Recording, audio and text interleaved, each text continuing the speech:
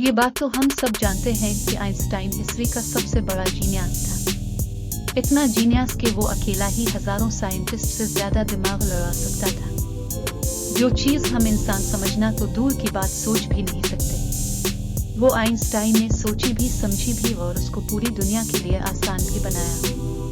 Albert Einstein एक physics थे जिन्होंने थ्योरी ऑफ रिलेटिविटी E=mc² और फोटो इलेक्ट्रिक इफेक्ट के लॉज बनाकर पूरी दुनिया को हैरान और परेशान छोड़ दिया था, और उसकी वजह से ही उनको नोबेल प्राइज से भी नवाजा गया।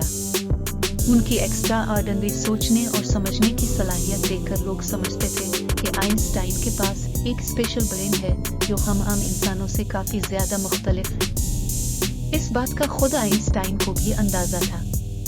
इसी वजह से वो नहीं चाहते थे कि मरने के बाद उनकी बॉडी के किसी भी हिस्से पर रिसर्च की जाए, बल्कि उन्होंने तो ये इंस्ट्रक्शंस दे रखी थी कि मरने के बाद उनकी बॉडी को जलाकर राख कर दिया जाए। लेकिन फिर वही हुआ जिसका आइंस्टाइन को डर था।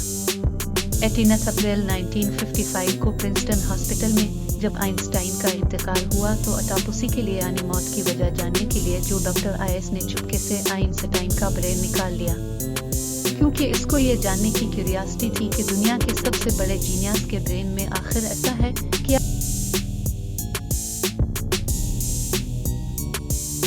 नाजरीन, आइंस्टाइन का ब्रेन चुराने वाले डॉक्टर थॉमस हार्वी थे, जिनको अपने साथ होने वाले अंजाम से ज्यादा इस स्पेशल ब्रेन को स्टडी करने में दिलचस्पी थी। कुछ दिनों के बाद जब प्रिंसटन हॉस्पिटल को डॉक्टर हार्वी की इस हरकत का पता चला तो उनको अपनी जॉब से हाथ धोना पड़ा। लेकिन डॉक्टर हार्वी आइंस्टाइन के बेटे हंस अल्बर्ट से जैसे तैसे करके ये परमिशन लेने में कामयाब हो गए कि वो इसके बाप के स्पेशल ब्रेन के अंदर छुपे राजों से पर्दा उठाकर इसको दुनिया के सामने लाना चाहते हैं। इस दिन के बाद से शुरू हुआ इस ब्रेन का एक लंबा तरीन सफर।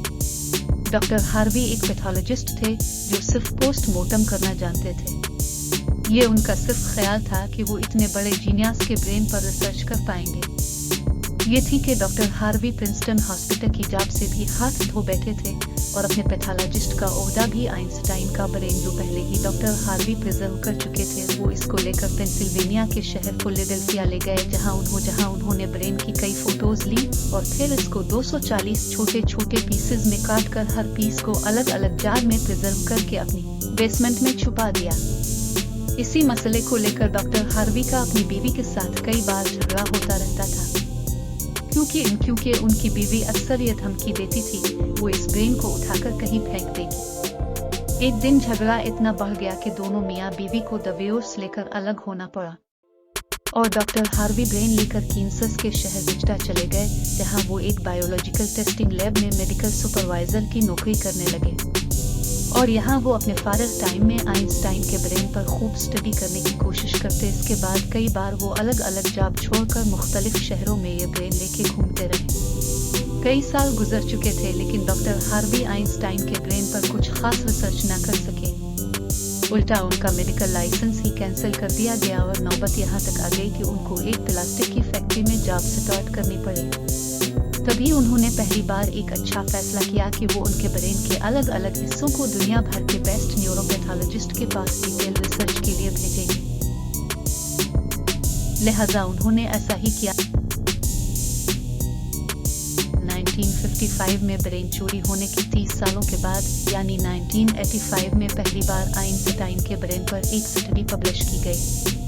इसके बाद अगले 28 सालों तक इस जीनियस ब्रेन पर दुनिया भर के न्यूरोपैथोलॉजिस्ट ने कई स्टडीज पब्लिश की, जिनमें बताया गया कि आइंस्टाइन का ब्रेन आम इंसान के ब्रेन से काफी डिफरेंट था। सबसे बड़ा डिफरेंस ब्रेन के कार्पोस कैलोसिस नामी हिस्से में पाया गया। अब यहाँ ये जानना जरूरी है कि इंसानी ब्रेन दो अलग अलग हिस्सों में डिवाइडेड होता है। इंसान जो भी काम करता है वो ब्रेन के एक हिस्से में पहले प्रोसेस होता है और फिर ब्रेन हमारे जिस्म के इस हिस्से को सिग्नल देता है। लेफ्ट ब्रेन हमारे जिस्म के राइट हिस्सों को कंट्रोल करता है, जबकि राइट ब्रेन हमारे जिस्म के लेफ्ट हिस्से को कंट्रोल करता है।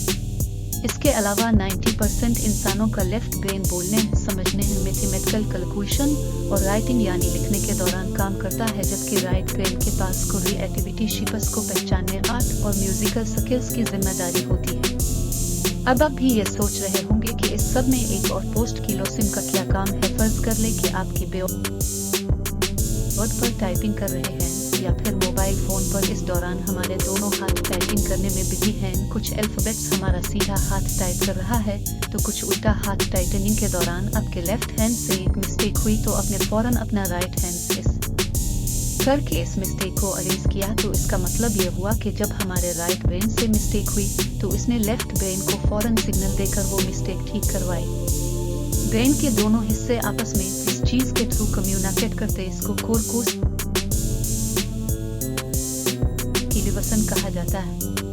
और आइंस्टाइन का और पोस्ट किलोसिम आम इंसानों के मुकाबले में कुछ ज्यादा ही बड़ा था, यानी उनका लेफ्ट और राइट ब्रेन का आपस में बहुत स्ट्रांग कनेक्शन था, जिसकी वजह से आइंस्टाइन एक ही वक्त में काफी कॉम्प्लेक्स प्रॉब्लम्स और सिचुएशन को इमेजिन कर सकते थे।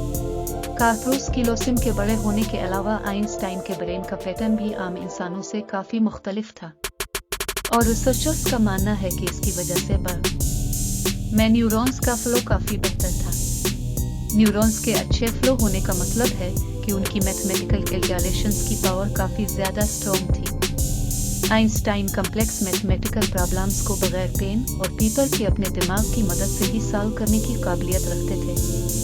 न्यूरॉन्स ज्यादा होने की एक और वजह भी रिसर्च पेपर्स में बताई गई।